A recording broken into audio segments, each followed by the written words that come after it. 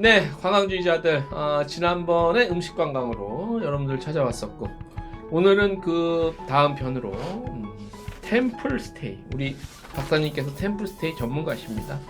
템플스테이 관련해서 오늘은 좀 다뤄보고자 하는데, 저희가 예고해 드린 바와 같이 5분의 후에 뭐냐면 저번 시간에 혹시나 얘기 좀 바로잡고 싶은 부분이나 못했던 부분 한 5분 정도 정리를 좀 다시 한번 해보는 그런 시간을 갖도록 하겠습니다. 저는 이건 5분이 아니라 50분 후에로 될 것 같아서 저는 안 할래요. 박사님 혹시 하실 말씀 있으세요? 추가적으로? 어쨌든 간에 우리가 이제 음식을 갖고 국가의 어떤 이미지나 이런 것들을 했던 나라들이 있지 않습니까? 그러니까 일본도 그렇고 또 뭐 태국이나 이런 데에도 여러 가지 정책들을 많이 활용을 했었거든요. 그래서 호주도 또 많이 했고, 그래서 우리나라도 그런 면에서 여전히 제가 볼 때는 음식 관광이 인식은 하면서도 예. 여전히 제가 볼 때에 더 아직 갈 길이 남아 있다. 그런 얘기를 좀 하고 싶고요. 네. 그리고 제가 볼 때는 총리가 됐던 예. 대통령이 됐던 지금 관련 부처가 몇 개가 있습니다. 예. 관련된 게. 네.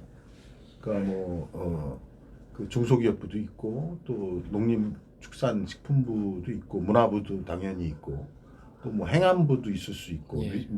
위생 문제나 예. 이런.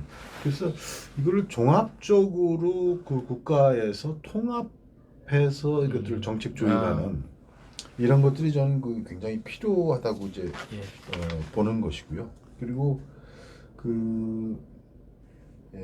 우리가 이제 스페인 음식이 이제 세계에서도 자기네들이 이제 이태리 음식이 못하지 않다. 예. 뭐 이런 자부심을 갖듯이 한식도 좀 더 자부심을 갖고 우리 문화 창작자들이 네. 조금 더 이것들을 활용해서 세계로 확산하고 확대시켜 나가는데 같이 기여하고, 또 대기업들이 굉장히 중요하잖아요. 예, 그렇죠. 역할이 사실 CJ라든가 그렇죠. 우리가 엄청나죠. 만두 이런 거 비비고. 성공했듯이. 네. 그래서 이런 것들이 관련 어떤 주체 간의 협업이 잘 돼야 된다. 지방자치단체는 물론이고 지역 DMO들도 이제 같이 참여를 해서, 저는 이 음식 하나만 잘 우리가 집중을 해도 한국 관광이 상당히 잠재력을 현시화할 수 있을 것이라고 봅니다. 100% 동의합니다. 네. 어쨌든 본능입니다. 음식은 본능이다. 여행도 본능이다. 관광도 본능이다. 본능끼리는 통하는 게 있다. 네, 이렇게 좀 농담 좀 섞었습니다만 정리를 하면 좋을 것 같습니다. 자, 오늘 박사님께서 지금 여러분들 보시는 바와 같이 저는 복장이 이 복장이 이제 업무 마치고 집에 가는 복장. 박사님 복장님 보시다시피 이 녹화가 끝나면 바로 배낭을 메고 템플스테이로 또 들어가셔도 아무 문제가 없는 그런 복장으로 오늘 나오셨습니다. 왜? 일부러 템플스테이이기 때문에. 자, 템플스테이에 대해서 솔직히 말씀드리면 저는 사실 조금 잘 몰라요. 제가 요 촬영 때문에 사전 준비를 원고를 하긴 했는데, 준비하면서 저도 조금 알았던 거고, 요 템플스테이를 직접 박사님 체험도 하셨었죠? 네. 지금까지 몇 차례 정도? 글쎄 한 4-5번 네다섯 번 정도 하셨는데, 한 번이라도 한 거랑 안 한 거랑 완전 천지 차이죠. 그래서 오늘 박사님의 경험담도 좀 듣고 싶고, 개인적으로 템플스테이 가면 예를 들어서 몇 시에 일어나야 돼요? 정말 밥은 고기 같은 거 안 드려, 막 이런 거 있잖아요. 약간 이런 얘기 자체가 이 템플스테이가 이게 약간 종교랑 연결되기 신뢰가 될 수 있는데, 그런 걸 좀 감안하더라도 제가 좀 얼마든지 그러면 괜찮겠죠? 네. 그럼요. 그래서 조심스러워 약간. 그래서 그런 부분까지 한번 가볍게도 짚어보고 산업적인 측면에서 짚어볼게요. 일단 그러면 가벼운 얘기부터 이렇게 좀 풀어가겠습니다. 박사님 이제 뭐 정책적인 부분이랑 그런 부분 박사님 정리를 해주시고, 박사님 템플스테이를 하려면 몇 박이 보통이에요? 보통 1박 2일이죠. 1박 2일? 예, 예. 아, 보통은 그래요? 많이들? 거의 그렇다고 거의? 봐야겠고요. 그 하루 그냥 안 자고 하는 그 템플 라이프라는 게 당일치기라 예. 일종의. 예. 그냥 낮에만 예. 프로그램하고 그다음에 보통은 1박 2일이 거의 8, 90% 이상 그리고 아주 드물게 2박 3일 정도 이렇게 되는 거예요. 그러면 1박 2일 기준 비용은 얼마나 돼요? 그게 이제 사찰마다 되게 다른데요. 보통 한 4만 원, 뭐서부터 한 예. 8만 원, 9만 원까지 예. 그 렌지가 좀 있습니다. 예. 근데 기본적으로는 일반 숙박하고 비교하면 안 되는 것이 예. 식사가 포함이 되잖아요. 예, 예. 예, 보통 1박 2일이다 하면은 저녁하고 아침은 먹고 아침. 나오잖아요. 예. 예. 그러니까 식사가 포함된 가격으로 예. 봐야 되니까 사실은 그 가격에 대해서 전문가들은 걱정을 많이 하죠. 왜 비싸세요? 싸서. 그러니까. 예. 비싸다는 생각 전혀 그렇죠. 없는데. 그 비용에 비해서. 그러니까 그거는 이제 그 관점이 이제 그런 게 있잖아요. 식사도 하고 잠도 자는 어떤 이런 그 패키지인데 일종의 예. 그런 원가라는 차원에서 보더라도 그 가격은 좀 싸죠. 예, 그러니까요. 실제로 예. 그 사찰 입장에서 보더라도 예. 그 원가보다 그 얼마 안 됩니다. 예. 그리고 일본이나 이런 데의 템플스테이에 비하면 뭐 6분의 1, 8분의 1 이렇게 싼 거죠. 일본에 네. 비하면. 그러면 예약 같은 건 어떻게 하는 거예요? 뭐 사이트가 있습니까? 그럼요. 그거는 이제 한국 불교문화사업단 같은 데서 그래서, 사이트가 있죠. 거기 통해서 네. 있고 그러면 그 예를 들어서 절이라고는 표현이 맞습니까? 사찰이 맞습니까? 그럼 전뭐 그건 다 소용. 네, 예를 들어 사찰. 그럼 그 템플스테이 하고 싶은 데까지 그냥 온전히 스스로 찾아가야 돼요? 아니면 그렇죠. 그거는 자기가 선택해서 가는 그 거니까. 건 바이 건으로 어떤 사찰은 어디까지 오면 마중 나오는 데도 있어요? 그런 건 아니에요? 그거를 특별히 요청을 할 수는 있겠지만 대부분 이제 사찰을 직접 찾아가죠. 찾아가야 돼요? 네, 네.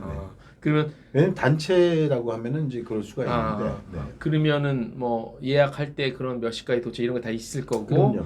몇 시까지 와야 예, 되고 뭐 이런 게 예, 있죠. 비용도 거기 있을 거고 그러면은 예를 들어서 음식은 사찰 음식을 주로가 아니라 거의 다 사찰 음식 절에서 먹는 거죠. 절의 음식이고 당연히 육류는 당연히 안 나오겠고 육류는 안 그거는 나오고. 당연한 거고 네. 그렇다고 그러면 예를 들어서 뭐 요즘 젊은 사람들 그렇고 워낙 커피가 일반화됐잖아요. 커피 같은 건 없고 뭐 있죠. 커피도 있습니까? 아니 그러니까 보통 사찰에 네. 카페가 거의 있어요. 사찰 안에. 예. 아, 그래서 사 먹을 수도 네. 있고 또 일부는 뭐 그 요즘에 인스턴트 같은 경우도 있고 내려 먹는 그런 것들도 다 돼 있죠. 네. 핸드폰은 뭐 그 특별히 활동하고 있지 않을 때는 뭐 언제 쓸 수가 있죠. 써도 네, 되고요. 네, 네.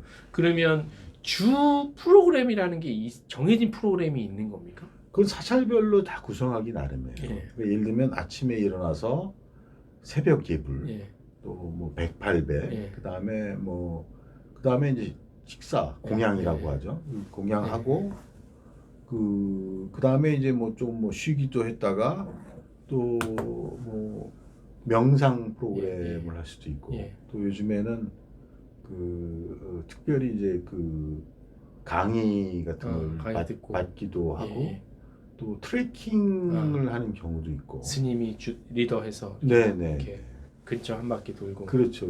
그 트레킹도 굉장히 요새 각광을 받는 그럴 것 같아요. 네네. 그래서 그리고 이제 뭐 주변 관광지들과 연계해서 그런 데를 뭐 이렇게 하기도 하고 뭐 여러 가지 프로그램들이 있죠. 뭐 그 염주라든가 뭐 이런 걸 꿰기도 하고 연등을 만들기도 하고 뭐 이런 그 일본 같은 경우에도 그 가레산시라고 그래서 일본의 그 정원이 있잖아요. 그 일본 정원에는 특징이 이제 물이 없고 뭐 이렇게 돌과 뭐 이런 그 나무 같은 것들로만 이제 하는 그런 것들을 일종의 그 조립 같은 것들을 하는 이런 것들도 일본 같은 경우는 하고 그러는데 여러 프로그램들이 있어요. 그러면 공양은 예를 들어서 어쨌든 단체 생활이니까 단체 생활 맞나요? 뭐 단체까지는 그런 정도 규모는 아니에요. 그러니까 거의 개별적으로 오는 그 예, 팀들이 많고 일부 뭐 와야 뭐 1, 20명 정도 예. 그 단체로 오고 하는 그런 거고. 그럼 공양 시간에는 어쨌든 정해진 장소에서 정해진 시간에 그럼요. 같이 먹는 거잖아요. 그럼요. 배급을 일정한 그 시간 내 안에서 먹는 거죠. 배급을 네. 받아서. 네. 그러면 물론 뭐 시간이 충분해서 그걸 넘기는 사람은 극히 없겠지만 이런 게 있잖아요. 속설로 야, 그 공양해준 음식 남기면 안 돼. 막 이런 그 낭설이 있잖아요. 그래서 알려지지 않은 소문. 그거는 어떻게 돼? 남겨도 아니, 돼요? 그 기본적으로 이 불가에서 예. 그런 음식 쓰레기 내는 것을 굉장히 꺼려하죠. 예. 그래서 문화적으로는 그런데 뭐 도저히 방법이 없고 그럴 아. 때에야 왜 뭐 음식 쓰레기가 없겠습니까? 뭐 예. 그런 거에 대해서 뭐 이렇게 막 근데 한때 잘못 알려진 데서 막 그런 거 하면 안 된다 막 이렇게 좀 강압적으로 알려서 기본적으로는 안 예. 되도록 돼 있죠. 예를 들면 바루공양이라고 하는 예. 이제 그 의식이 있는데 식사를 그건 보통 네 가지 이제 그릇을 네 종류를 갖고 그 하나는 밥, 예. 하나는 이제 국, 예. 하나는 이제 반찬, 예. 그리고 하나는 물 아. 이렇게 해갖고 그 그릇 네 개를 아. 활용하거든요. 아. 그런데 어느 정도로 그걸 엄밀하게 지금 이 대표 말씀하신 것들을 따지냐면 원래 다 먹고 나서 김치 한 조각이나 이 단무지 한 조각을 남겨서 모든 양념가지를 다 쓸어서 그걸 물에다가 해가지고 그거 다 마셔버렸고 더 이상 씻지 않아도 될 정도가 원래 원칙이에요. 원래는 예. 그래서 심지어는 그 마지막 물을 먹는 걸 절정수라고 하는 그런 절정수. 예. 예. 정 떨어진다는 얘기입니다. 그러니까 예전에 이제 과거에 어떤 그 스님, 젊은 스님을 연모하던 예. 마을에 처녀가 있었는데 예. 매일 가서 그 스님을 이렇게 몰래 보고하는 재밌다.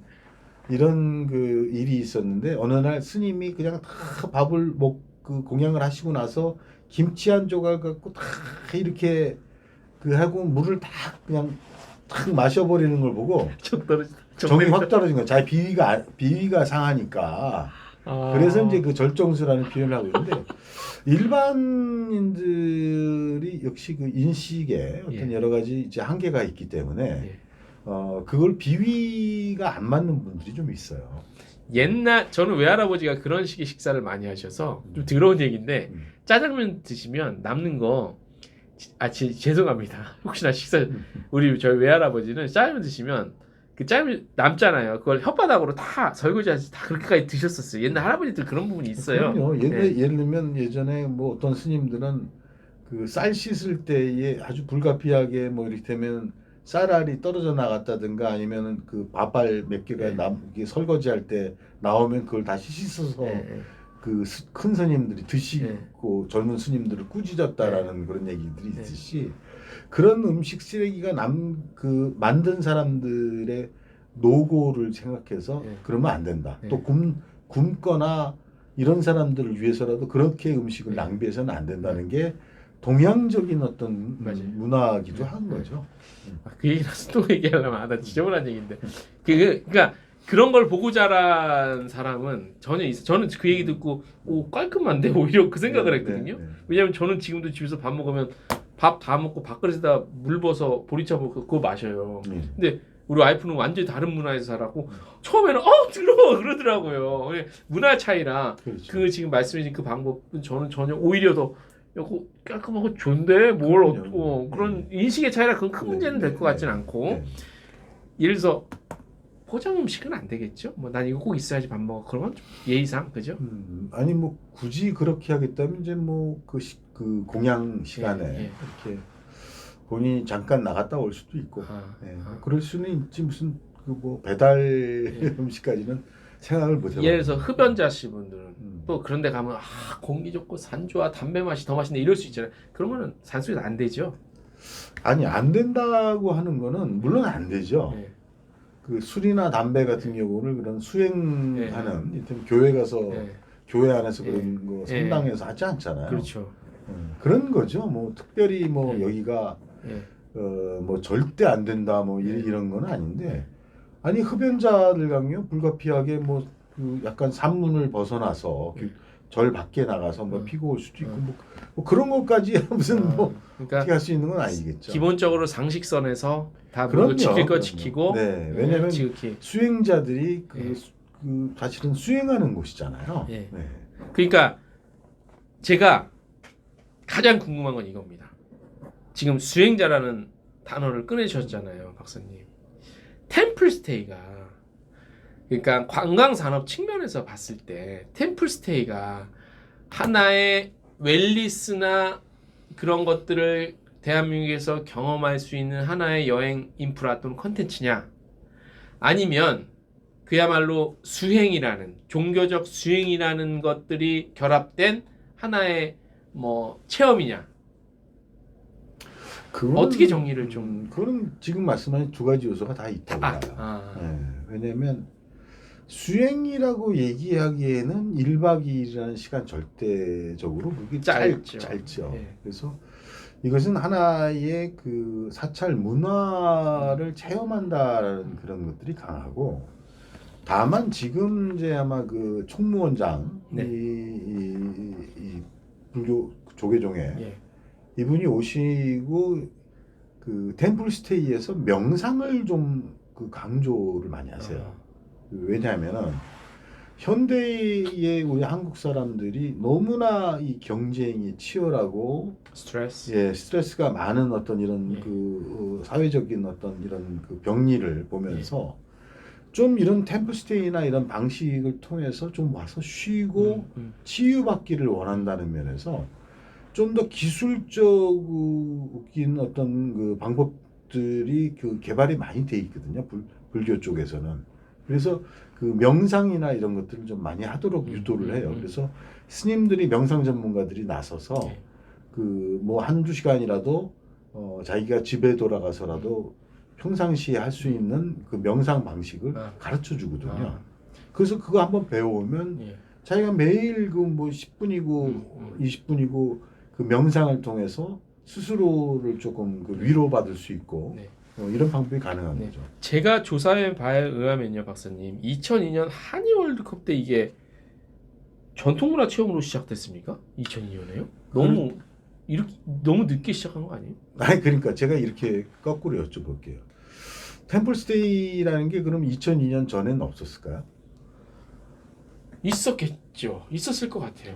그러니까 한국 불교의 역사를 이제 1700년 정도로 예. 보는데 오랫동안 템플스테이가 있었죠. 잠시만요, 박사님. 옛날에 사법고시 준비한 사람들이 절에 들어가서 그러니까요. 공부한 것, 그것도 템플스테이 영역으로 봐야 돼요? 그럼요. 오케이. 그리고 말씀해. 뭐 예전에 그 부녀자들이 예. 그 뭐 아이를 점지 받으러 아들 또 이렇게 가서도 절에 가서 이렇게 기도를 며칠씩 하고 또 이렇게 그 여행이나 이렇게 행상을 하는 여러 가지 뭐 사람들이 주막이나 이런 것들이 여의치 않을 때 같은 경우에 절에 가서 그 밥도 얻어먹기도 하고 뭐 잠도 좀 그 자고 가겠다라고 청하기도 하고 뭐 이런 일들이 늘 있었죠. 그랬죠. 범죄자도 가끔 그런 영화도 있었고. 뭐 달마야 놀자. 그래서 그런 방식은 우리 한국에서는 그 이미 2,000년 년 동안 쭉 있어 왔다 이렇게 보시면 되는 거예요. 그럼 이제 외국에는 또 템플스테이가 없냐? 일본 말씀하셨고. 뭐 일본 뭐 이를테면 인도 태국 있습니까? 중국 다 있죠. 다 있어요. 가운데도. 그러면은 2002년부터 시작한 우리나라의 템플스테이는 그럼 뭐가 다른 거냐라는 거예요. 프로그램화 됐겠죠. 그 프로그램화도 당연히 됐지만 외국이나 과거와 다른 것은 이것은 정부가 예산을 세워서 정책으로 한 거예요. 정책으로.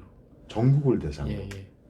일본의 템플스테이는 국제적인 관광에서 보면은 훨씬 우리보다 먼저 알려졌어요. 일본의 템플스테이가. 근데 일본의 템플스테이는 각 사찰이 하는 거예요. 알아서. 우리는 정부가 전국을 대상으로 해서 국가 예산을 갖고 지원을 통해서 하는 거예요. 그게 확연히 다른 점이에요. 결과부터 말씀 좀 저는 궁금한 게 그럼 어느 게 긍정적이에요, 더? 아니 우리나라의 템플스테이는 이미 세계적인 어떤 기준이 되고 있어요. 네. 브랜드화. 그럼요.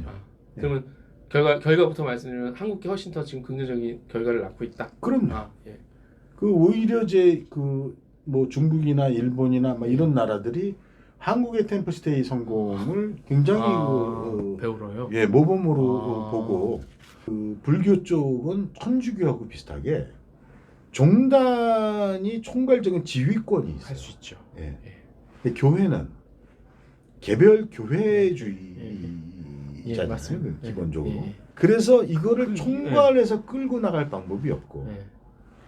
또 하나는 그 이 불교가 오랜 그 1700년 동안에 한국에서 수많은 방식의 수행 방식이라든가 뭐 또 그 어떤 문화라든가 네. 이런 것들이 갖춰져 있는 반면에 네.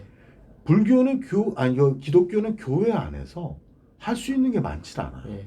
이러면 절은 밥도 먹고 막 이런 게 가능하지만 교회는 밥이 되는 데가 있고 그렇죠. 거의 안 되죠. 규모에 따라서 네, 되는 데 네, 있고 네, 안 되는 네, 데 네. 있고. 그런 그 식당이 예. 근데 뭐 예, 그 예. 교내 식당이 예. 이런 부분의 차이 그다음에 그것들을 메꿔 나갈 어떤 컨텐츠 프로그램들이 얼마나 있느냐 이렇게 따지면은 네. 대부분의 기도원이나 이 교회 같은 경우는 기도 외에는 예. 별로 할 게 예. 프로그램이 많지 않거든요. 예, 예배 여기는 예를 빼고는. 들면 연동도 만들고 뭐 염주도 꿰고 뭐 108배도 했다가 명상도 했다가 뭐 심지어는 음식 만드는 것도 했다가 뭐 트레킹도 나갔다가 아니면 자기 그 주도 학습 이런 것들도 하고 그러거든요. 그래서 이런 프로그램 같은 것들을 여하이 개발해내느냐. 근데 말씀을 듣다 보니까 이게 그나마 좀 성공적으로 안착을 하고 그렇게 안정적으로 가는 이유 중에 하나가 박사님 특히나 우리 한국 불교는 일본도 그러겠지만 일본도 그러나 근데 한국은 대부분 거의 다 산속에 있잖아요. 네. 그래서 그 산속에 있는 그 지리적 나름대로의 이점 수행할 수 있는 그런 것도 작용 있지 않나? 그 산속에 있다라는 건 이제 한국 불교의 특징이죠. 예, 원래 그 부처가 그렇죠.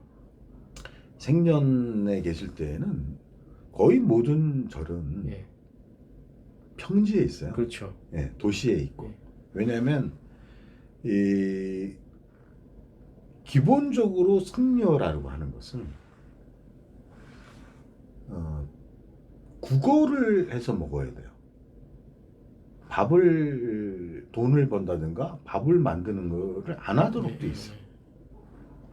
그러니까 얻어먹는 거죠. 우리가 라오스나 뭐 이런데 미얀마나 같은 데는 이렇게 막 여러 사람들한테 밥도 받고 반찬도 받고 음료수도 받아갖고 먹는 거잖아요. 그게 원래의 불가의 전통인데 이게 이제 중국과 한국으로 넘어오면서 여기는 계절이 있기 때문에 음식이 충분하지가 않고 이러다 보니까 불교에서 이제 스스로 이렇게 그 음식을 만들어 먹고 뭐 이렇게 된 거죠. 변형된 거예요, 지역적으로. 또 조선 시대 그 숭유업불 정책으로 그렇죠. 절들이 다 산으로 가는 그래서 바람에. 그 한국만의 특징이죠. 예. 산에 이렇게 절들이 예. 간 거는. 그거는 나름대로 또 우연치 않게 이쪽으로 작용한 거. 뭐그 이전부터 이제 산에서 아무래도 기도가 잘 되다 보니까. 예. 제가 사전 조사해 보니까 2002년 이후에 누적 체험객이 약 800만 명 네. 정도 되고 외국인이 규정한 100만 명. 그 벌써 20년이 넘었으니까요. 예. 근데 그리고 아무튼 조계종 자격이 어쩌고저쩌고 하고 대한민국 대표 문화관 프로그램 특히나 요즘에 웰리스가 이제 앞으로 대세인데 웰리스 관광이라는 측면에서는 굉장히 우리가 앞으로도 좀 더 적극적으로 좀 이렇게 능동적으로 가져갈 수 있는 그런 나름대로 인프라라고 생각해서 관광 산업적 성과, 문화 사회적 성과, 국제적 성과 이렇게 있는데 이 부분에 대해서 좀 박사님 언급을 해주실 게 있을까요? 우선 그 템플스테이가 이제 그 2009년에 그 OECD에서 가장 성공한 그 문화 세계의 5대 문화관광 상품에 이제 그 선정이 된 적이 있어요. 예. 근데 그 뭐 그게 선정됐다고 해서 중요한 것은 아니고 예. 우선 템플스테이가 한국 관광의 상품으로 구색으로 들어갔다는 것은 굉장히 고급 상품인 겁니다. 어떤 측면에서 그거? 아니 이게 이제 그 문화를 이렇게까지 그 고도화된 어떤 문화, 예. 철학 체계를 경험할 수 있는 것을 관광 상품으로 갖고 온 거잖아요. 예. 예. 이런 것들이 어디 가서 이런 경험들을 하겠어요? 그러네요. 해외는 없네요. 예, 예. 뭐 끼케야 끼케야 바티칸 가고 뭐 그렇죠. 뭐 그것도 그냥 보는 네, 보는 보는 수준이지. 거고. 이를테면 유럽의 고성 네. 호텔, 그러니까 옛성을 가지고 이렇게 만든 호텔이나 이런 데에서 잠깐 살짝 담궈보는 정도 수준보다도 훨씬 깊잖아요. 이거는 잠자고 예. 그 밤 거기에 있는 사찰 음식 먹고 예. 그 다음에 거기에 있는 프로그램들을 소화한다는 차원에서 제가 볼 때는 한국 관광 상품의 질적인 그 기여가 굉장히 큰 그러네요. 진짜. 그런 상품이라고 볼 예. 수 있는 거죠. 예. 담아냈고 뭐 그런 것들 담아낼 수 있다. 담아냈다는 성과를 봤을 때 뭐 그런 성과뿐만이 아니에요. 예. 그 이런 거 있죠. 아까 제가 전국을 대상으로 한다. 예. 그러니까 그 우리나라의 그 국제 관광객들은 수도권과 부산, 제주 정도밖에 이제 예. 잘 안 오는 예. 어떤 이런 상황에서 템플스테이는 전국적으로 균형 있게 지금 지정이 돼 있거든요. 예. 그래서 템플스테이를 가게 되면은 자동적으로 지역 균형에 기여가 되는. 그리고 이런 게 있어요. 그러니까 교통이라는 게 접근이라는 게 중요하긴 한데 우리가 이제 그래비티 모델이라는 게 있는데 예. 관광객 수요를 결정할 때 그래비티 예, 중력 모델이라고 하죠. 중력 예, 모델. 그래비티. 예. 그 이런 거예요. 관광객의 숫자는 예. 그 매력에 비례하고 예. 매력이 얼마나 매력이 올라가면 올라가고. 예. 예. 거리에 반비례한다. 그렇죠. 예. 그렇죠. 거리에 반비. 그런데 거리에 반비례하는 거를 이기는 게 매력이에요. 또 그렇죠. 매력이 있으면 찾아가죠. 구석까지라도 찾아가죠. 갑니다. 예. 예. 가죠. 그래서 이제 그게 예. 서로 그 양가적인 어떤 예. 측면이 예. 있는 거란 말이에요. 그래서 템플스테이가 목적으로 결정돼서 가게 되는 때의 접근은 문제가 된 건 아니에요. 그렇죠. 그렇게 그렇지 본다면. 그렇죠. 네. 이미 가자고 작정하고 계획한 사람은 그렇죠. 두메상골도 찾아가겠죠. 그렇죠. 그래서 한국 관광의 품격을 올려주는 문제, 예. 또 지역 균형의 발전에 어떤 도움이 되는 측면이 있고, 예. 또 하나는 이 템플스테이의 수요자, 참여자들의 저걸 보면은 되게 재밌는 요소가 있어요. 어떤 우리가 코로나나 이런 것들 위기들을 닥칠 때에도 예. 이 템플스테이 이용자들은 그 탄력을 그 위기 탄력을 그만큼 안 받아요. 굉장히 안정적이에요. 아니 사람 만나면 안 되는데도 불구하고 아 그런 것들이 좀 줄기는 하는데 우리 일반 관광객들의 평균보다는 현저하게 안정성을 갖고 있고 예를 들면 작년 같은 경우에 우리가 19년도에 그 수치를 회복 못했잖아요. 템플스테이에서는 훨씬 상회해 버렸어요. 이미 19년. 이미. 예. 그래서 이 수요의 안정성이라는 예. 측면. 또 한국 관광의 문제 중에 하나가 또 이런 거 있잖아요. 우리가 유럽이나 미국 사람들이 별로 안 오는 거예요. 예. 한국 관광이. 그렇죠. 동남아나 이 예, 아시아 예, 쪽에 비중이 많고 그렇죠. 소위 돈이 많다고 하는 구미주의 관광객들이 별로 없는데 템플스테이는 거꾸로예요. 거꾸로 이렇게 예. 쓸 것 같아요. 여기는 거꾸로 아시아보다도 오히려 이 예. 유럽이나 미국 사람들이 더 좋아하는 거예요. 예. 그래서 이런 것들 측면에서 이 보완해주는 우리의 인바운드의 여러 가지 문제와 약점들을 보완해주는 어떤 역할 같은 것도 굉장히 큽니다. 외국인들이 박사님 그 묵으면 언어 소통을 한국말을 전혀 안 되는데 그런 보안 시설도 좀 있어요? 그렇죠. 스님들의 기본적인 역량? 아니 그게 그런 것들보다도 예. 이 템플스테이 제도 안에 예. 사찰 중에 예. 외국인 전용 사찰이 따로 있어요. 그런 게 있어요? 그 안에서 제도가 따로 운영됩니다. 그렇구나. 네. 그러면 외국인들은 비교적 그런 데를 좀 선호할 경향이 그렇죠. 크네요. 물론 이제 다 상대적으로 거기를 더 선호하죠. 아, 그리고 거기에는 그런 그 외국어가 가능한 예. 이런 소위 근무자들이 예, 있겠죠. 상주돼 있는 겁니다. 스님들도 뭐 공부 열심히 하시니까. 그렇죠. 항상. 그리고 뭐 스님들도 가능하고 또 그런 그 근무자들 그런 외국어 가능한 근무자들에 대한 지원이 다 그 예산에 포함되어 있는 거예요. 문득 내가 말씀을 듣다가 박사님 이게 누가 혹시 아세요? 누가 이 아이디어를 낸 건가요? 혹시 아세요? 이 부분은 이거 천재인데? 이 부분은 그 2002년 당시에 예. 내가 이거를 했다라고 하는 사람들이 제가 알기로 4-5명 이상 됩니다. 누구예요 그 사람들이? 아니, 뭐, 아시는 분 있어요 그 중에? 근데 그 실명을 얘기하기는 예, 그렇고, 예. 뭐, 그러니까 이런 얘기들의 컨센서스가 어느 정도 다 있었을 텐데, 2002년 당시를 제가 이제 회상을 해보면은, 당시에 그 월드컵, 한일 공동 월드컵 때에 정말 비상이었어요. 어떤 측면에서 비싸? 숙박이 충분하게 숙박. 공급될 예, 것이냐는 예, 게. 예. 그래서 거듭되는 회의 중에 어디에선가 야 만약에 지금 준비한 것보다 더 부족하면은 절에서 재우자. 그리고 이 절이라는 거는 특히 한국 문화를 대변하는 가장 강력한 예. 베이스 캠프인데 이거 한번 해보자라고 했던 제안이었던 거예요. 그게. 야 위기 상황에서 말 같지도 않은 얘기라고 했을 것 같은데 처음에. 네. 아니 그런데 그렇지 이렇게 된 거예요. 왜냐하면 오랫동안 예를 들면 조치원이라든가 사리원이라든가 하는 데들이 예. 예전에 다 절들이 운영하던 숙박 그 장소들이에요. 예. 그 지명에 예. 원이라고 하는 이런 것들이 예. 무슨 조치원 말씀하신 네네. 조치원이니 뭐 사리원. 예예. 아. 그 뭐 장호원이니 예, 이런 예, 것들이 예, 예. 그래서 그런 것들이 다 사찰에서 운영하던 소위 이제 절에서 필요한 그 물건들을 사기도 하고 팔기도 하는 곳이기도 하지만 예. 잠도 자고 하는 그렇구나. 그렇죠. 그래서 뭐 주막이 있고 예, 그 예. 객사가 있고 뭐 이런 형태의 예. 과거의 조선이나 고려 시대의 것들이 있잖아요. 예. 뭐 그런데 절이 제공하는 이런 것들도 예. 있었던 거예요. 네. 그렇구나. 그래서 오랫동안 전통적으로 이제 예. 절이 그런 예. 몫을 예. 감당해 왔기 때문에 그 아이디어가 뭐 스님 중에 일부가 냈다라는 얘기도 있고 뭐 누구 어떤 사람이 냈다 이런 얘기인데 이런 얘기는 원래 원조 다툼은 가릴 방법은 없습니다. 아무튼 재밌습니다. 그 말을 했던 사람이 한 4-5명 된다는 거고.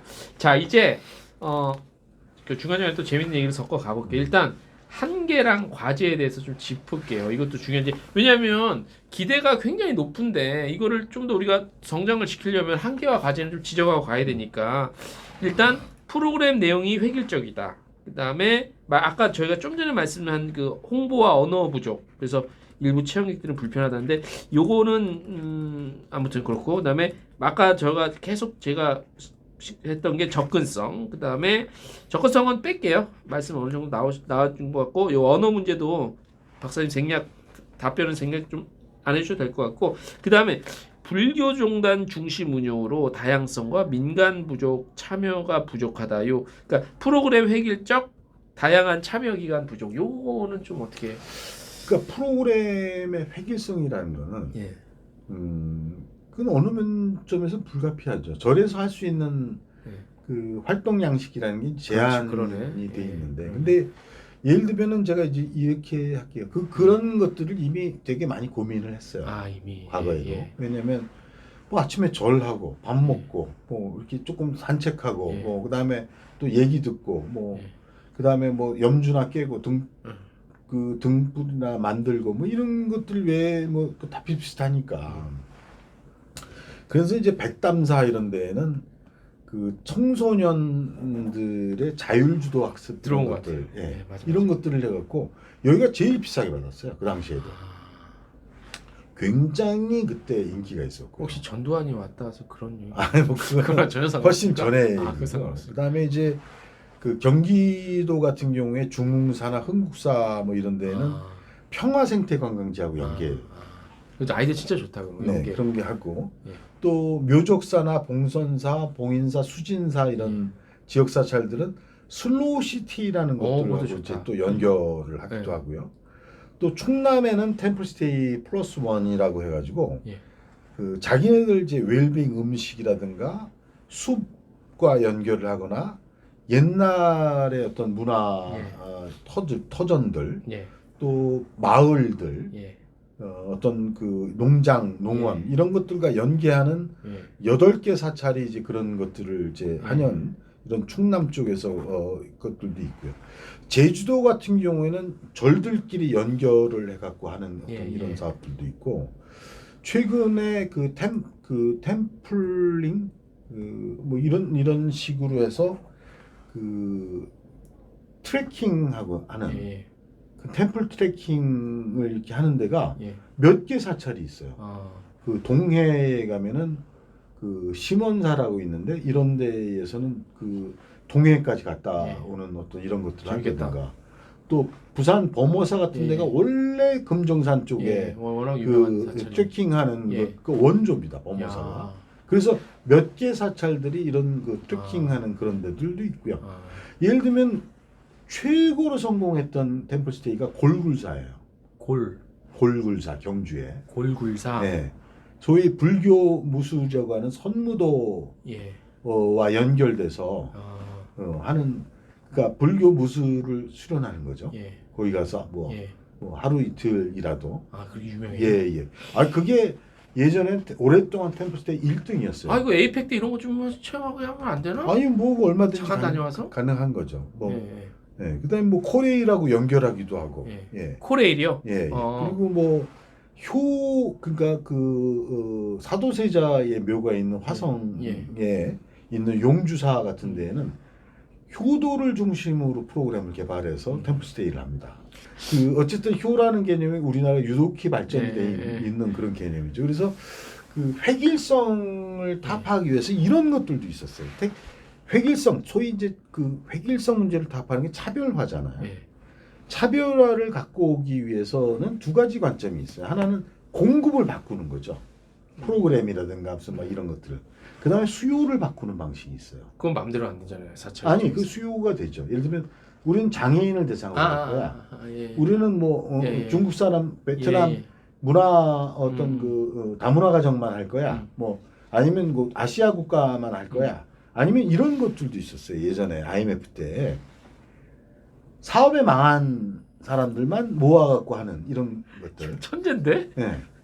야, 그 천재인데. 그런 발상이? 식의 어떤 그 사찰간 프로그램의 차별화의 노력 같은 것들은 와, 진짜 어쨌든 간에 상당히 있는 대단하다. 겁니다. 그 노력이, 그 아이디어가요. 네. 와. 근데 그러면 박사님 이건 지자체 지원입니까? 문체부 지원입니까? 기본적으로는 거의 문체부 지원이고요. 거의 문체부요. 네. 그리고 일부 지자체가 예. 템플스테이가 지역 관광에 도움이 된다 해가지고 이제 그 지원을 하고 있고, 예. 뭐 대표적으로 서울시 같은 경우에는 그 종교문화 자원에 대한 상당한 예산을 수립해서 예. 템플스테이뿐만이 아니라 천주교라든가 예. 또 기독교라든가 예. 이런 쪽에 종교문화 행사도 그 지원하는 예. 정책들을 많이 합니다. 그러면 그 획일적이라는 거에 대한 대표는 어느 정도 된 것 같고 그 민간 참여 부족은 이거는 사실 그다지 중요하지 않은 것 같지는 않은데. 그러니까 민간 굳이 뭐- 참여를 우리가 이제 이렇게 봐야죠. 예를 들면은 이제 그 얘기를 꼭 하고 싶었는데 일본 같은 경우에는 그 2020년 그 도쿄 올림픽을 앞두고 네. 그 일본 사찰들이 이제 한국 템플스테이에 되게 자극을 받아가지고 예. 에어비앤비하고 연결하려고 그랬어요. 네. 그러니까 제가 이 말씀을 드리는 건 뭐냐면 템플스테이에 우리 여행사들의 패키지 상품을 만들 여지는 없느냐 그런 것들. 안 만들죠. 돈이 안 되니까 빨리빨리 돌아가야지. 순환해야 돼. 근데 이제 쉽지 않아요. 그런 아까 이제 그 우리 템플스테이를 키워야 되는 이유 중에 하나가 예. 이런 게 있어요. 조금 재미로 제가 얘기를 할 테니까 좀 참아주세요. 저 그런 거 좋아합니다. 우리나라 한국의 이 종교적 기반이라는 게 얼마나 그 특별한 것이냐면 한국 불교가 이제 1700년 역사를 갖고 있고 한국의 산사가 이제 유네스코의 승원으로 예. 산지에 이제 예. 있는 산사로 예. 이제 그 유네스코 저걸 받았죠. 우리나라의 서원도 그 유네스코 자원이에요. 서원의 네. 그 도산서원, 네, 네. 병산서원, 예, 뭐. 그런 그 몇 개가. 네. 그래서 뭐 그 서원 향교가 우리가 이제 한 200여 개씩 해갖고 4,500개 정도 아직 남아 있는데 예. 그 중에서 이제 서원의 일부가 이제 유네스코 자원이 됐고 예. 근데 한국 불교는 이 선불교라는 면에서 독특한 위상을 갖고 예. 있거든요. 화두 다파를 중심으로 해가지고 이게 아주 그 특별한 대승불교의 어떤 한 위치를 갖고 있어서 한국 불교가 불교 전체의 세계의 어떤 위상의 일부를 차지하고 있고 또 한국의 문화재의 50% 이상이 불교 문화재. 그렇죠. 그래서 이런 여러 가지 차원에서 한국 불교의 한 맥락이 있고 오랫동안 아마 종교 신자들의 1등이 불교였죠. 맞아. 한때는 1등이었죠. 예, 지금은 이제 아니지만. 그리고 이 우리 기독교를 보면 우선 천주교가 세계의 선교 성인의 숫자가 이태리 다음으로 우리가 두 번째. 그렇죠, 맞아요. 그렇게 저도 예. 들은 것 같아요. 그리고 한국 그 천주교의 성장세라는 것이 로마 그 교황청에서 굉장히 그 특별한 맞아요, 어떤 맞아요, 이런 구조를 맞아요. 보고 있고 우리 역대 대통령 중에 천주교 신자가 벌써 80명 아니에요? 김대중 대통령부터 시작을 해서 그래서 이 천주교가 그 또 세계적인 한국 천주교가 위상을 갖고 있죠. 한국 기독교는 또 어때요? 한국이 메가처치의 50위 안에 3분의 2가 한국 교회예요. 맞아요. 그리고 세계 선교사 파견이 세계 1, 2위를 다툽니다. 그럴 거예요. 그러니까 인구 규모에서는 미국과 한국이 그 차이가 있기 때문에 그 1, 2위를 다툽니다. 기준에 따라서. 유교라는 면에서 보면 송나라가 그때 유교가 제일 발달한 시기에 송나라의 여러 가지 의식이라든가 하는 것들이 중국 내에는 이미 단절되고 없는데 한국에 유지되고 있죠. 한국 제사도 다 집집마다 지내고 있고. 중국은 뭐 지금 아예 그냥. 그래서 중국이 배우러 와요. 우리나라의 어떤 이 종묘 뭐 제례학이라든가 뭐 이런 것들을 포함해서 이런 그 공자를 그 기리는 제례. 그래서 이제 그런 면에서 이 한국이라는 게 이 소위 영성이 드글드글 끓는 나라예요. 근데 중요한 거는 뭐냐면은 이런 나라에서 굳이 이게 떼내서 보면은 국제 종교 관광 수지는 적자예요. 종교 관광. 예. 왜냐면 우리가 상품을 우리가 신문이나 이런 걸 통해서 보면 이스라엘 종교성 지순례, 인도 종교성 지순례 이런 작품들은 엄청나게 많은 반면에 그렇죠. 한국으로 끌고 들어오는 교회, 사찰, 성당이 없는 거예요. 그건 이유 알겠어요, 저는. 다 수입이잖아요. 아니, 원조가 아니잖아요. 아니 우리 요번에 뭐 통일교도 있고 대순진리교도 있고 정상교도도 있고 뭐 그 천도교 이런 그 동학이라고 했던 이런 왜 그런 것들도 많죠. 아무튼 그런 면에서 보면은 저는 그런 걸 가지 말라. 해외로 성지순례를 가지 말라가 아니라 한국이 템플스테이나 처치스테이나 천주교에서 보면 피정이라는 그 제도가 장소가 있어요. 피정이라고 그래서 이 천주교인들이 그 며칠 동안 들어가고 수도원이나 이런 데에서 피정이라고 그러니까? 밥 먹고 이제 그 기도하고 묵상하고. 순수 한국말이에요? 피정 한국말이죠. 피정. 그리고 교회는 리트릿 같은 제도들이 있잖아요. 그 휴식하면서 그 기도하고 뭐 이런 기도원 같은 데서 이런 그 기반 같은 것들을 잘 하면 우리는 그래서 템플스테이의 중요한 이유 중에 하나가 어떤 게 있냐면 우리나라의 스테이라고 하는 문화 상품들이 그 뒤를 이을 거 아니에요. 기독교의 처치 스테이라든가 뭐 지금 그 유교의 그 서원이나 향교 스테이라든가 그 다음에 심지어는 태권도원 같은 경우에 태권 스테이 이런 것들이 있고 고가종택 한옥에 있었어요. 한옥 스테이 고가종택 스테이 같은 것들이 있단 말이에요. 이런 것들이 발전해 나가는 데에 템플스테이가 그 기준점이 되고 있어요. 선례가 되고 있고 그래서 여기서 만든 프로그램이라든가 시설이라든가 하는 것들을 자꾸 그 사례가 되고 이제 그 되고 있거든요. 그런 기능도 있어요. 템플스테이가. 제가 작년 말에 그 일본 고치현을 갔는데 길거리에 버스 타고 가다 보면 한 명씩 이렇게 생긴 모자, 배 타면서 그런 모자 쓰고 배낭 메고 걸어가요. 그래서 물어봤어요. 그러니까 순례자래요. 불교. 그래서 그 고치현 여기에 사찰을 이렇게 지나갈 때 들릴 때마다 뭐 찍는데요, 스탬프. 그 걸어가더라고. 자주 봤어요. 근데 그 사람들이 중간에 어디 뭐 찻집이나 편의점 들어가면 거기서 그 순례자인지 알고 뭐 커피도 공짜로 이렇게 한 잔 주고 차도 공짜 주고 그런 문화가 있대요. 아직까지 한국에 이렇게까지 이런 건 없죠. 그러니까 그 소위 리추얼이라고 하는 의식이 예. 그 일본의 경우에는 굉장히 그 문화가 예. 있잖아요. 예. 예를 들면은 그게 이제 옷만 그런 게 아니라 예. 지팡이도 예, 그렇죠. 하고 맞아요. 지팡이 집었어. 그래서 그게 이제 시코쿠 술래길이라고 하는 예. 어떤 헌법 대사에 뭐 80 몇 개 사찰이 맞아요, 맞아요. 그거였어요. 맞아요. 예. 맞아, 그런 맞아. 일본에 한 그런 게 두세 개 정도의 그런 그 불교의 예. 순례길들이 예, 있어요. 예, 그 굉장히 키로수도 셉니다. 예. 그러니까 예를 들면 그 산티아고 순례길 같은 경우가 800km 정도 예, 되는데 예. 이게 1200km인가 막 이래요. 어. 그래서 일본 사람들이 그런 것들을 갖고 이제 참여를 하고 하는 이런 것들이 있죠.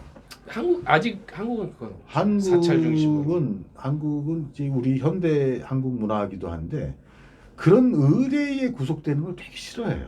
아, 왜요? 나는 되게 네, 근데 시도는 해볼 수가 있겠죠. 그게 좋을 것 같은데요. 네, 그래서 길거리 아니면 그 길거리에 지나가는 그 순례자 자체가 홍보 아닌가? 그렇죠. 그렇죠.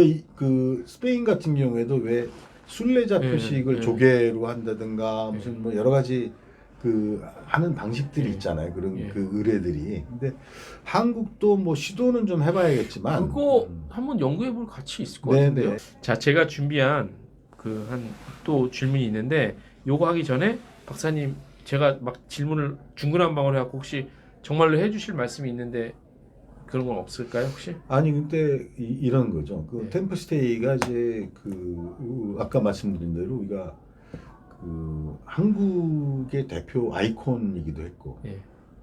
중요한 컨텐츠잖아요. 태권도나 이런 것처럼 템플스테이가 기왕에 성공했잖아요. 세계적으로. 예. 그 2014년에도 제가 관여를 했습니다만은 UNWTO의 성공 사례 그 종교 관광 상품 성공 사례로 우리나라가 초청을 받아서 몇 번을 갔어요. 2014년 이후로.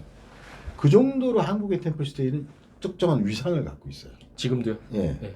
정책으로서 성공적인 한국이 전범을 보여준 어떤 이런 그 측면 같은 것들이 있어서 저는 이게 굉장히 중요하다. 이런데 그럼 앞으로도 그럴 거냐? 네. 장담 못하죠. 장담 못해요. 장담. 왜 장담을 못하냐면 이미 한국의 성공을 불교 국가들이 다 봤단 말이에요. 아. 중국은 자기네들이 이제 경제대국, 군사대국을 넘어서 문화대국으로 가기 위해서 이미 종교를 그 활용할 결심을 했어요. 제가 볼 때에는. 네. 그래서 세계 그 불교 포럼 이런 것들을 중국이 어마어마한 규모로 이미 하고 있고요. 또 유교 아까 말씀하셨지만은 그 걔네들이 문화대혁명 때에 다 찢지만 네.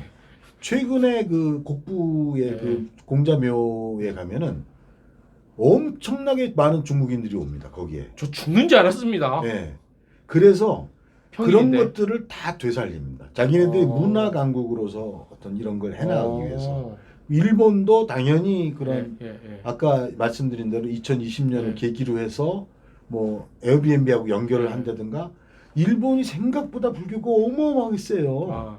교토만 해도 절이 400개 그렇죠, 있는 거 그렇죠. 아시죠? 그냥 교토하면 저는 그 절이 생각날 정도니까. 전국적으로 2만 몇 개인가 절이 있어요. 거기가. 네. 그래서 이런 데들의 경쟁이 심해지고 있고 경쟁이. 또 하나는 그 아까 말씀드린 대로 처치스테이나 피정이나 이런 데들 이제 점점 확산이 되잖아요. 그럴 것 같아요. 타종교도. 그럴 것 같아요. 거기다가 요번에 그 이효리도 이제 났었지만은 요가 센터라든가 뭐 그 인도의 아슈람 뭐 이런 그 요가 공동체 뭐 이런 거에다가 그 의학적으로 그 하는 뭐 이런 것들에 그 이 또 개인적으로 하는 것들이 있어요. 네. 그 충주에 무슨 어떤 그 고도원 씨가 운영하는 어떤 이런 그 데들 명상 이런 것들 하는데 뭐 이런 데들이 늘어나잖아요. 예. 그러면은 템플스테이만 혼자서 이렇게 그 잘 나가기가 어려운 거 아니에요? 예. 점점 예. 경쟁이 심해진다는 얘기입니다. 그래서 템플스테이 자체도 앞으로 발전할 여지가 너무 많다. 예. 예를 들면은 지금도 제가 볼 때는 템플스테이의 숫자가 그 158개거든요. 예. 이제 지정된 데가. 예. 근데 저는 한 300개, 400개는 돼야 된다고. 그러니까요. 생각보다 적더라고요. 왜냐하면은 아까 특구 말씀을 드렸잖아요. 예. 특구가 이제 세계의 국제 관광객들을 지역에서 받아들이는 어떤 그런 그 플랫폼이 돼야 된다. 템플스테이 똑같은 기능을 해야 돼요.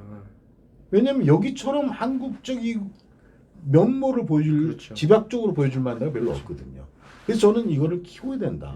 이런 입장이고 우선 그런 면에서 보면은 이미 23년 됐거든요. 예. 템플스테이가 우리가 시작한 예. 지가. 그러다 보니까 초기에 했던 시설들이 굉장히 낙후화됐어요. 그렇겠네. 노후가 진짜. 되고 그런 예산이 지금 반영이 안 되고 있고 또 이제 이런 것들도 있어요. 행태가 달라졌어요. 예. 그러니까 옛날에는 템플스테이를 한다 그러면 대방사 중심이에요. 대방사도 큰 방, 큰 방, 네. 룸. 예, 예. 여러 명이 자는. 아. 지금 그게 완전히 바뀌었죠. 행태가. 지금은 근데 지금도 운영은 대방사. 그러니까 많이 이제 보완을 해나가고 있는데 아. 여전히 한 명 혹은 두 명 오는 방들이 부족한 거예요. 아, 그러겠네. 이런 어떤 예. 구조, 시설 인프라. 예. 그런 것들의 구조. 그리고 제가 진짜 안타깝게 생각해서 예. 조계종 쪽에 계속 얘기를 하는데도 예.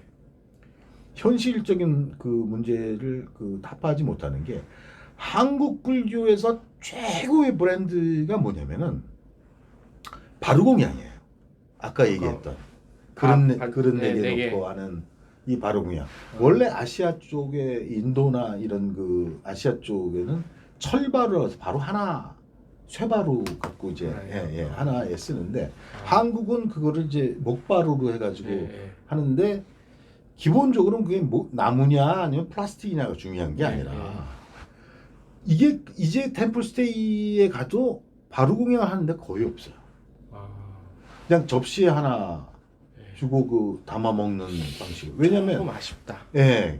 그런데 이게 좀 이게 피곤하다는 거예요, 관리가. 근데 가는 사람 입장에서는 그거 그러니까요. 한번 해보려고 하는. 이 체험이 굉장히 깊이 있는 체험인데. 중요하죠. 예. 저희가 아까 저번에 했듯이 음식 관광 했듯이 그러니까 절정수 뭐 이렇게 막 걷어내듯이 그리고 저번에 우리가 음식 관광 했지만은 음식 관광 한국 관광에서 음식이 이제 그 강점이 있는 게 뭐 전통적인 음식들도 있지만은 궁중 음식, 종가 음식, 그다음에 사찰 음식, 뭐 길거리 음식, 뭐 이런 것들이 있잖아요. 뭐 이렇지만은 이 사찰 음식의 경쟁력의 잠재력이 상당한 거예요. 그럼요. 워낙 특이하잖아요. 그렇죠. 유사품이 없잖아요. 아니 뭐 유사품이 없는 건 아니에요. 아무튼 특이하잖아요. 일본에는 그 사찰 음식을 이제 효진이라고 해서 한자라면 정진 요리라고 해서 별도 분류가 있는데 얘네들은 훨씬 우리보다는 조금 정리돼 있는 그 아주 고급의 이런 그 두부 요리라든가 뭐 이런 것들이 발전이 돼 있고 대만의 어마어마한 규모의 그 불광사라고 하는 사찰은 수천 명이 동시에 밥을 먹을 수 있는 이런 방식이거든요. 그럼요. 그런 앞으로 이제 중국 본토 같은 경우 얼마나 더 많이 늘어나겠어요. 그렇지, 그런 경쟁력이. 그래서 저는 이 우리 한국의 템플스테이가 계속 유지하기 위해서는 이 바루공양 이 부분이 포기돼서는 안 된다. 근데 스님들이 너무 포기를 하는 거예요. 아니 이해는 돼요. 피곤함을 이해는 되는데 그렇죠. 어떻게 보면 그게 정체성 중에 하나이기도 할 것 그러니까요. 같은데. 저는 이게 너무 안타까운 그러니까요. 거예요. 그래서 이 바루공양을 하는 사찰에 대해서는 뭔가 특혜를 더 정부가 주든가 이런 방식으로 이 사라지지 않게 이 문화가 이렇게 할 필요가 있다 저는 생각을 합니다. 진짜 아쉽다. 그게 그러면 그러니까 아까 좀 전에 말씀해 주신 것처럼 뭐 그 바루공양 네, 바루공양. 바루공양 그런 거 하는데 좀 더 지원해주고 그건 이제 개별적인 거고 지속 가능한 관광 정책으로 발전시키려면 좀 큰 차원에서 거시적인 측면에서 어떤 지원이 박사님 조금 필요하다고 봐요? 저는 이제 이 템플스테이의 지원도 중요하지만 제가 그 저번에도 이제 우리가 이재명 정부 또 이전에 새 정부라고 또 이렇게 한 적도 있어요. 유튜브 우리가 한 것 중에. 그 종교 관광의 중요성 얘기를 제가 그때 되게 많이 했어요. 그래서 저는 템플스테이 지원도 지속 가능하게 이제 계속 해야 되지만 이 템플스테이의 그 윗단 개념적으로 윗단이 종교 관광이잖아요. 그러면은 기독교 쪽에도 이런 처치 스테이, 또 천주교의 성당 스테이, 뭐 또 교회의 수도원이나 이런 기도원의 어떤 이런 그 스테이들 또 그 유교의 어떤 향교나 서원 스테이 또 그밖에 한옥 종가 스테이 이런 것들을 확대해 나가기 위해서도 템플 스테이가 더 고민돼야 돼요. 모범이 되고 좀 그 먼저 그 선례를 만들어가는 입장에서 요걸 잘 모델링해야 된다는 거죠. 그래서 그런 측면의 지원과 연구가 계속될 필요가 있다라고 저는 생각합니다. 예전에 제가 종교 관광을 연구한 적이 있는데 문화부가 질색팔색을 하는 거예요. 연구 제목부터 바꿔달라. 종교 관광하면 나 이 자리에서 못 버틴다. 당연하지. 과장하고 사무관하고 그래갖고 그 연구를 뭐로 이 제목을 바꾸냐면 궁금하다. 영성문화 관광 활성화라고 했어요. 더 이상한데요? 네. 아니 그러니까 톤을 낮추고 더 칠하고 이렇게 한 거에 소위 영성문화 관광이에요. 그냥 영어를 갖다 서 스피릿 웰리스 관광 이게 훨씬 낫지 무슨 영성을 갖다 또 이상한. 저는 이제 릴리저스한 그런 관광을 아무튼. 얘기한 거고. 그런 스토리까지 네. 갔어. 아유만 난리가 아니었어요. 야 논쟁이 그런 게 있었구나. 그럼요. 어쨌든 이건 처음부터 끝까지 관광이에요. 예. 그걸 요구해야 되는 거고. 그러니까, 설마 빗나가면은 그런 관점에서 봐줘야 된다. 박사님께서 경험한 사찰 있잖아요. 템플스테이 추천 한두 개 정도 그 장소만 좀 혹시. 근데 이제 그 강남 삼성동에 봉은사. 봉은사도 해요? 그럼요. 진짜요, 박사님? 그럼요. 봉은사에서 그걸 왜 해요? 아니 봉은사도 오래전부터 해왔고요. 와. 봉은사의 특징은 접근성이 다른 접근성도 좋지만 다른 그 사찰보다 절밥의 반찬 수가 엄청 많습니다. 몇 캔데요? 그건 얘기해 드릴 수 없고. 대박. 근데 저는 봉은사는 안 하는 줄 알았는데 네, 하네. 봉은사도 합니다. 아까 말씀드렸던 그 동해시의 이제 삼화사, 삼화사. 또 고창의 선운사, 고창의 선운사. 송창식 노래 선운사요? 그렇죠. 선운사 또 뭐 범호사, 유명하고. 수덕사, 해인사, 합니까? 그럼요. 송광사 다 이런 그 유명 사찰들이 다 자기 특징들을 갖고 하니까. 저 오히려 안 유명한 사찰 살 줄 알았는데. 아니에요. 오히려 왜냐면 규모가 있는 사찰만 지금 거의 선정을 해왔기 때문에 앞으로 300개, 400개 정도까지 확대하려면 좀 더 미들 사이즈 이하의 사찰들이 많이 들어와야죠. 자, 오늘 템플스테이에 대해서 다뤄봤습니다. 대한민국에 이거 다른 데가 있나? 없지. 학자분들끼리 연구하시죠. 자, 흥미롭게 좀 봐주셨으면 좋겠고. 제가 이제 최근에 그 이 대표께는 말씀드렸는데 문화부 회의에 이제 갔는데 국관장들이 우리 유튜브를 잘 보고 있다. 맞아. 그때 저한테 그 메시지를 하셨어요. 직원들한테 공부한다고. 그래서 우리가 비록 이제 한 200여 명 남짓 지금 구독자지만 구독자 대부분이 전문가들, 공무원과 전문가로 구성된 아주 구독자층의 레벨가 높아. 어떤 지적 기반이 강한. 부담돼. 그래서 우리가 프로그램을 좀 더 확장하고 싶은 게 되면은 새로운 큰 프로젝트들이라든가. 새로운 어떤 개발이라든가 사업이라든가 이런 것들을 전부 리뷰하고 한국 관광 기업들도 이렇게 살펴보기도 하고 이런 것들을 하기 위해서는 구독자 기반이 돼야지 인터뷰가 될 거고. 그래서 저희는 진짜 돈 내고 이 유튜브 하는 입장이거든요. 그래서 최근에도 어떤 사람이 저한테 물어보세요. 왜 유튜브 하냐? 돈도 못 벌면서. 그래서 돈 쓰고 조금이라도 관광에 기여하고자 하는 게 우리 관광주의자의 지향이기 때문에 기꺼이 우리가 고생과 이런 것들을 하겠다 그러니까 여러분들 도와주시는 거는 구독자 많이 눌러주십시오. 자, 오랜 시간 박사님 고생하셨습니다. 다음 시간에 또 뵙겠습니다. 수고하셨습니다. 네, 감사합니다. 수고하셨습니다.